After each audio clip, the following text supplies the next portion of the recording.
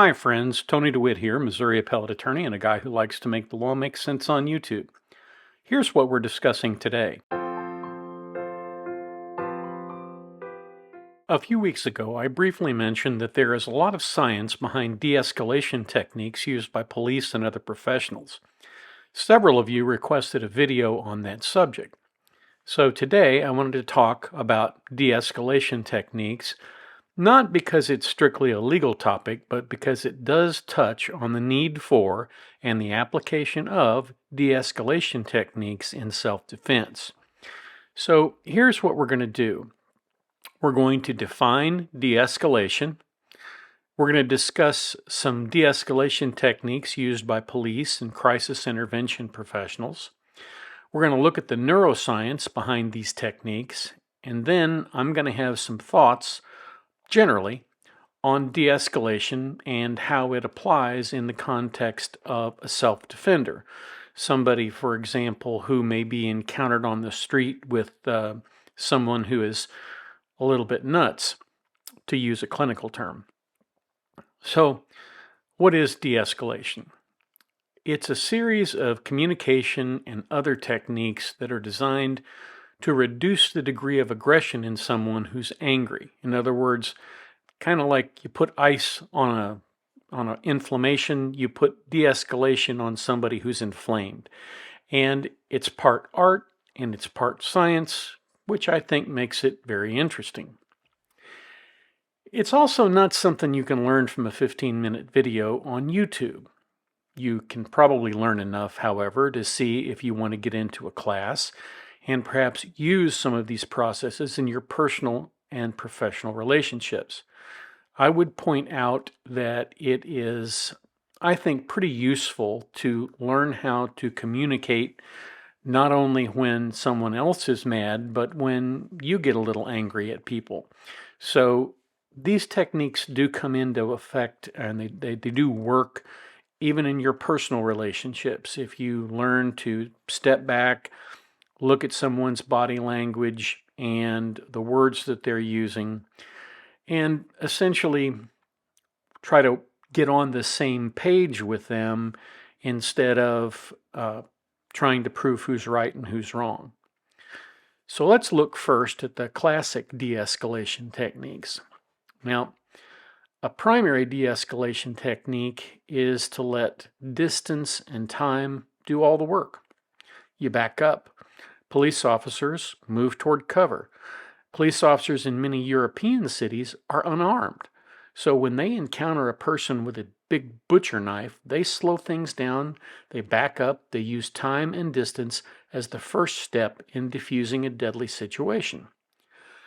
Most de-escalation techniques, though, are based on psychological principles aimed at the flow of information from the non-aggressor to the aggressor and the evaluation of responses to that information from the aggressor. Briefly, de-escalation techniques usually involve displaying empathy, using active listening, building rapport, showing non-threatening body language, showing respect, and being careful about the words that you use. And that latter part is especially true. I don't know if you've ever had a disagreement with someone that you're particularly fond of, but when they get upset, telling them to calm down is rarely effective. I watched a video the other night from the Fort Lauderdale police, and their initial response to a guy who was clearly out of control was to tell him to calm down. People don't respond to that, and as a result, the words that you use can have a tremendous impact on whether you have to do other things, including go hands-on or even throw hands. So it's very important to understand that there are words that trigger people, and this is what a class in de-escalation techniques would teach you. Now, another thing that's important is empathy. Empathy involves understanding the feelings of another person and sharing that understanding with them. It involves acknowledging emotions and perspectives of the other person. And a display of empathy can connect and foster connection with the other person. In other words, you can reach that person simply by saying, hey, I understand a little bit about how you feel or how you might feel. I know in this situation, I might feel this way. It's important to help them understand, or the person that you're trying to de-escalate, it's important to help them understand that you're not the enemy, that you're merely there to, avoid conflict. A lot of times if you're trying to walk by someone on the street and they're a little crazy, simply letting them know, hey, I'm not any threat to you. I'm walking around, I'm going the other way. Don't worry about me. So another part of this is active listening. And active listening is the process of engaging in hearing, understanding, and repeating back your understanding of what the other person is saying. For example, if an aggressor were to say, I hate everyone, one response you might be able to go with is, what I hear you saying is you're really upset with people. How can I help? Active listening builds rapport and shows respect. Now, active listening is not the application of the Jedi mind trick. It requires attention both to the spoken words as well as the person's facial expressions and body language. Properly applied over several verbal exchanges, it has the potential to generate rapport. And rapport is very important. If you're going to get out of a situation without violence, establishing some kind of communication and relationship, building some rapport with that individual is a genuine necessity. Now, one thing that's not always clear is the issue of body language and posture. If you adopt a non-threatening posture, such as open body language, relaxed stance, avoiding aggressive gestures, and you communicate a willingness to engage peacefully, it can help the aggressor feel safer and allow them to feel less threatened.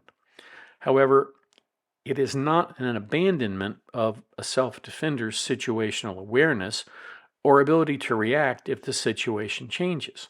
So while you might, keep your hands open and empty and in a non-threatening manner, if indeed you have to block somebody's punch, you want your hands up where they can do that.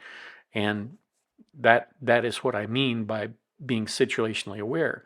If someone charges, just because you have open body language doesn't mean you have to continue to have open body language if somebody's fixing to sucker punch you.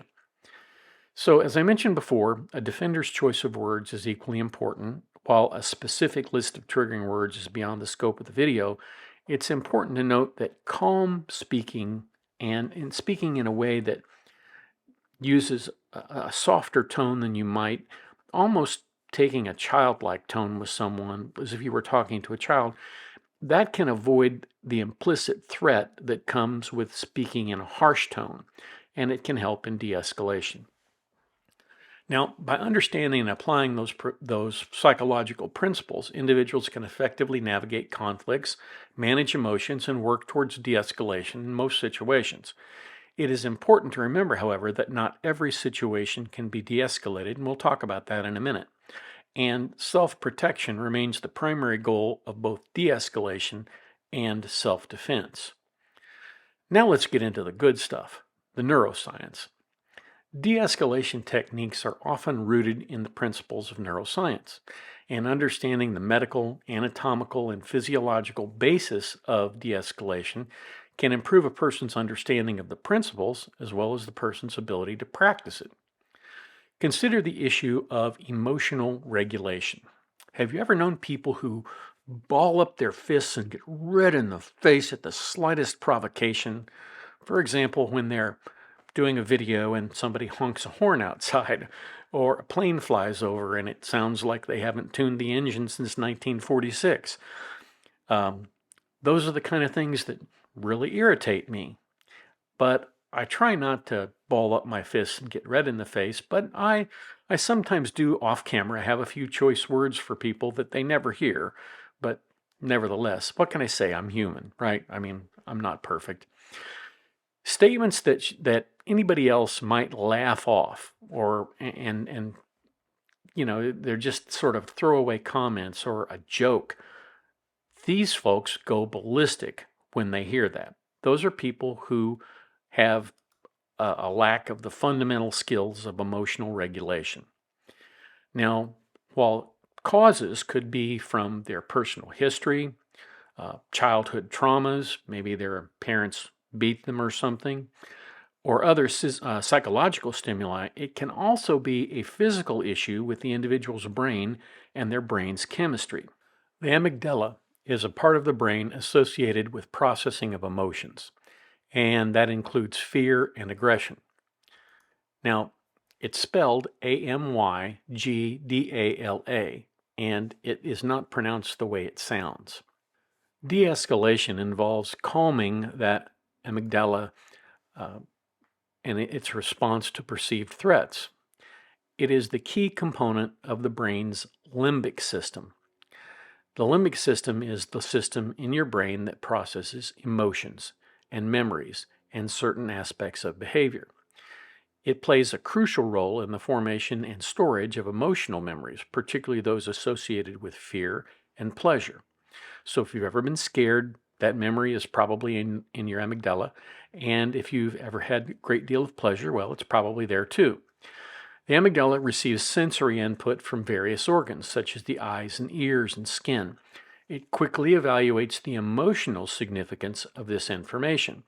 For example, there is a big difference between being punched in the shoulder and someone having a soft touch on your shoulder, and your amygdala can process that information and do it in a split second.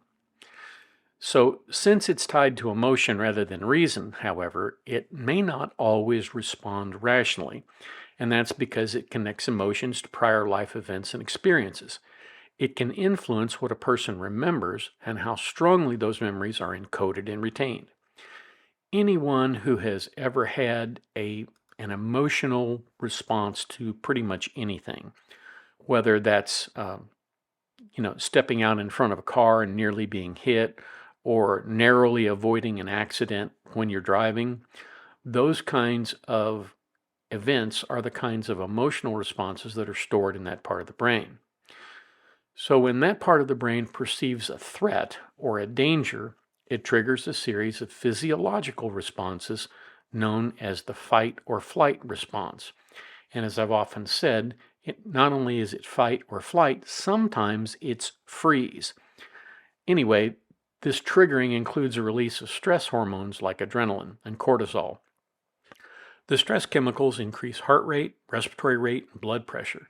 They can also cause a heightened level of alertness, and they're designed to allow us to fight or run to safety. But that doesn't leave much room for rational analysis. The amygdala is also crucial in functioning in helping us recognize and interpret facial expressions and other nonverbal cues, contributing to our ability to understand and respond to the emotions of others.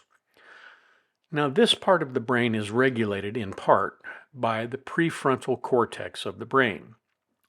It's there to modulate emotional responses and regulate behavior. It's that part of the superintending part of the brain that says, hey, let's not react emotionally here. Let's think this through. Let's do this the right way. Let's not, start being aggressive and calling people names. Let's step back and evaluate what this other person is saying. That's what the prefrontal cortex is there to do, and that's why it is sort of superintending the effects of the amygdala. So, in persons with disordered brain chemistry, for example, people who suffer from bipolar disorder, the connection between emotion and reason is often skewed in favor of emotion. This is also a reason why individuals who have a history of head trauma or closed head injury, traumatic brain injury, may have difficulty processing information and regulating their emotions. I know that I had a friend who served in Vietnam, and he never went to a fireworks show because to him it sounded like the sounds of battle, all of those things going off.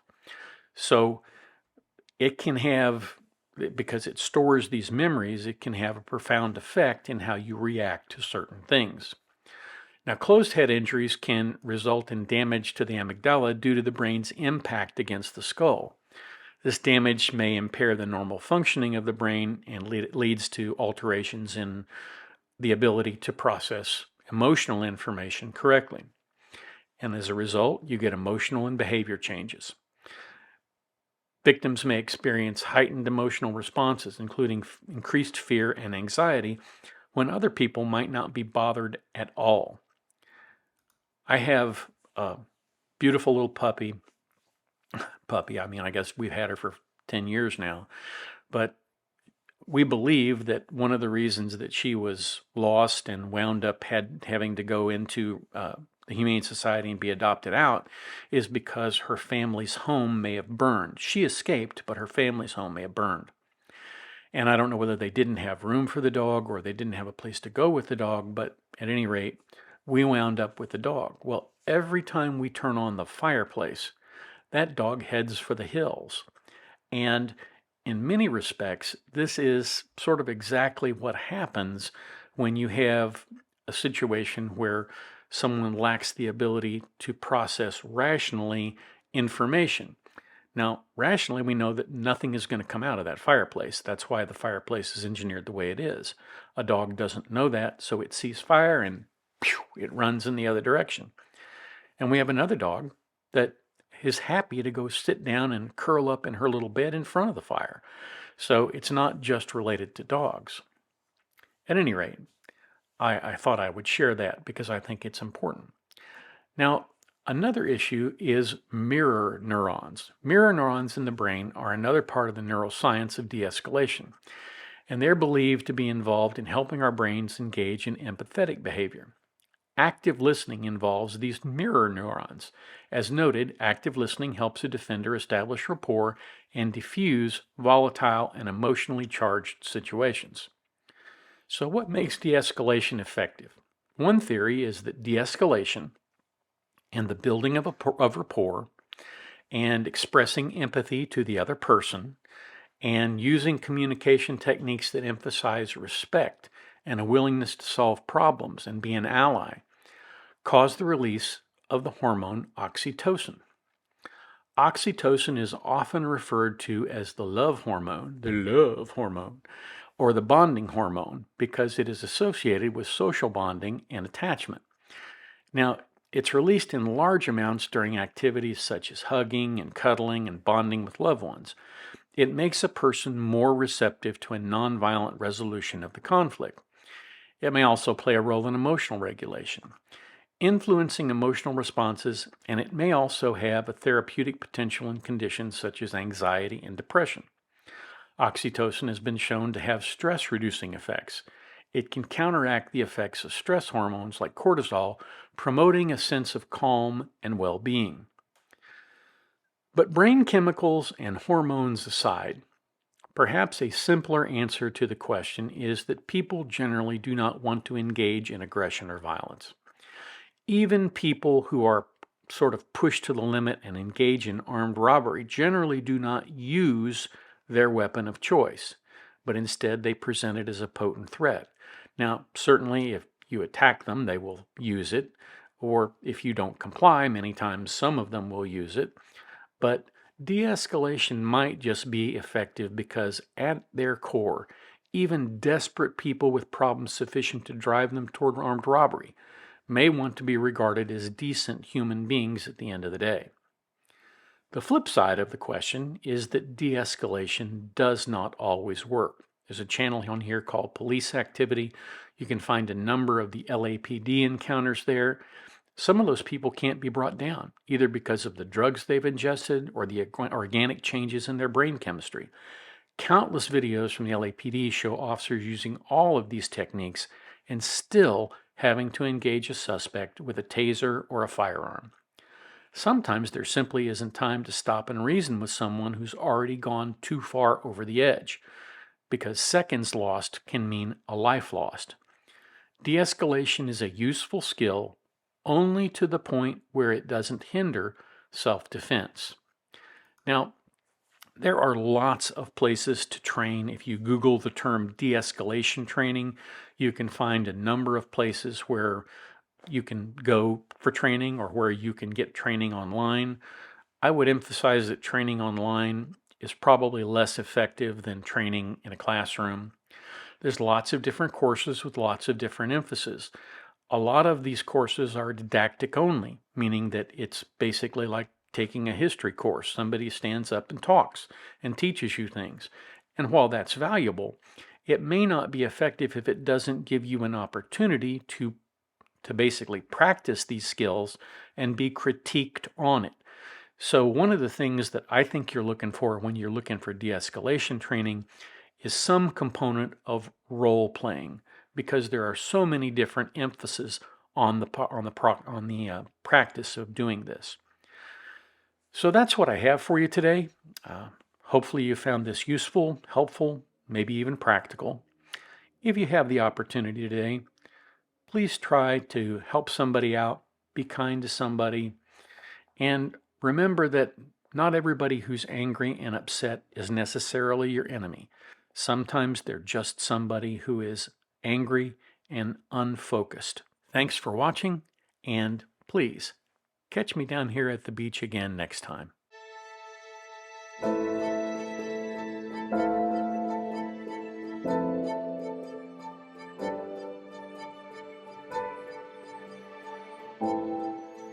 If you like this video, here are a few others you might try, and don't forget to subscribe. Have a terrific day, guys.